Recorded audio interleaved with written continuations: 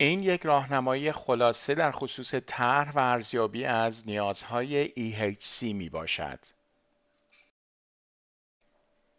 این ویدئو موارد ذیل را در بر می‌گیرد: برنامه مراقبتی و بهداشت آموزشی چیست؟ نیازسنجی در رابطه با برنامه مراقبتی و بهداشت آموزشی. محتوای یک برنامه مراقبتی و بهداشت آموزشی.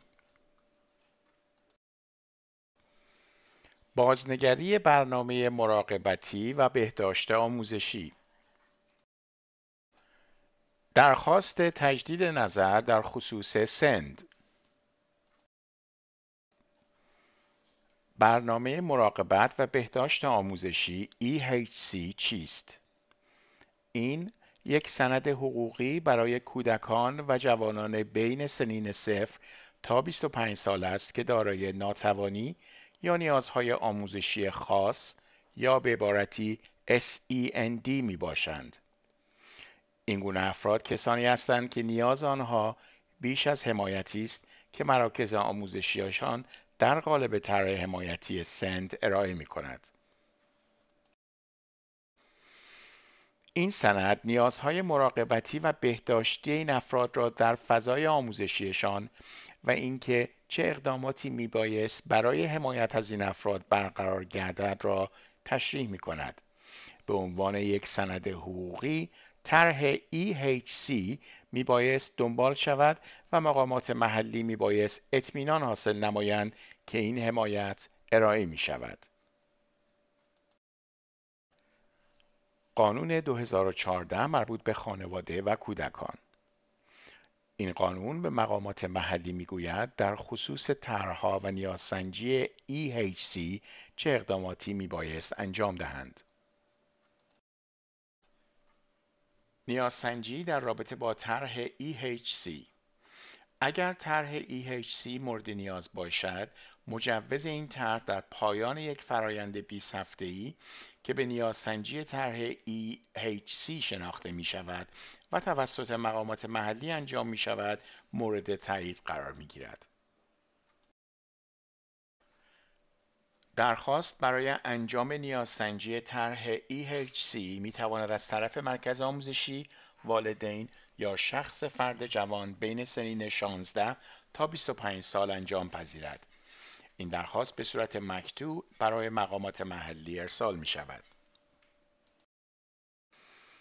اگر درخواست نیازسنجی مورد توافق قرار گیرد، مقامات محلی از طرق ذیل به جمع‌آوری اطلاعات می پردازند: والدین یا سرپرستان، مراکز آموزشی، روانشناس آموزشی، کارشناسان بهداشت و مراقبت، مددکاران اجتماعی و یا هر فرد واجد شرایط دیگر.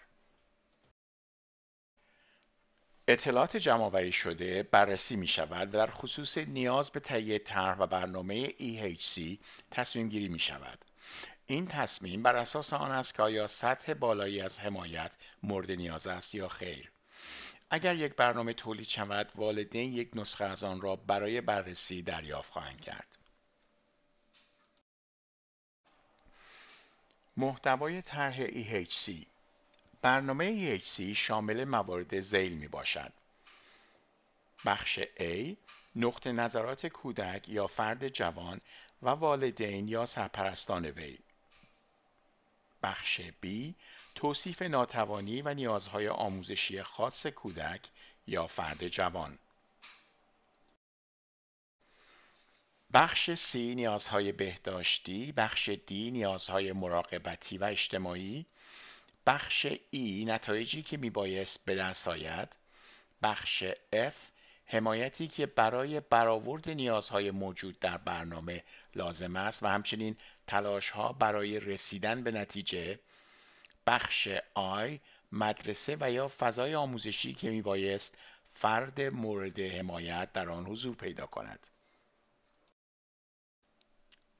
بخش‌های B، F و I بخش‌های حقوقی برنامه EHC می باشند و محتوای این بخش‌ها می تواند در دادگاه ویژه سند مورد تجدید نظر قرار گیرد. بازنگری برنامه EHC. یک برنامه EHC می بایست از زمان صدور یا از زمان آخرین بازنگری هر 12 ماه یک بار مورد بازنگری مجدد قرار گیرد تا محتوا، نتایج و تصمیمات آن بررسی شود. یک جلسه بررسی توسط مرکز آموزشی با حضور والدین و دیگر کارشناسان مرتبط برگزار می شود. مدارک مربوط به بازنگری برای مقامات محلی ارسال می شود تا در خصوص موارد ذیل تصمیم گیری نمایند.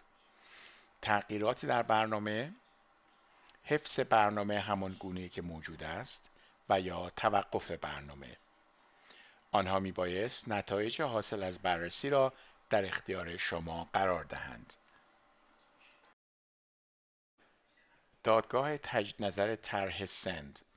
اگر ارزیابی نیازسنجی برنامه EHC در مورد شما مورد توافق قرار نگیرد و یا از نتیجه برنامه نهایی ناراضی هستید، شما حق قانونی دارید مراتب را در یک دادگاه مربوط به سند مورد تجدید نظرخواهی قرار دهید. دادگاه یک نهاد مستقل است و می تواند تصمیمات مقامات محلی را بررسی کرده دستور دهد تغییراتی در صورت لزوم اعمال شود.